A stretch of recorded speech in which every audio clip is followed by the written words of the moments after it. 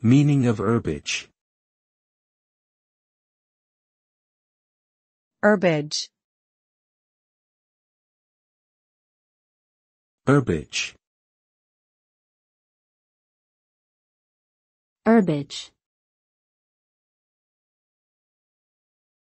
Herbage. Herbage refers to the vegetation or plant life that grows in a specific area. This can include grasses, herbs, shrubs, and other forms of plant life. The term is often used in the context of pastures, meadows, and other types of natural environments where grazing animals may be present. Understanding the composition and characteristics of the herbage in an area can be important for managing wildlife, maintaining healthy ecosystems, and supporting agricultural practices. Overall, herbage is a critical component of many different types of environments, providing nourishment, shelter, and other important ecological functions.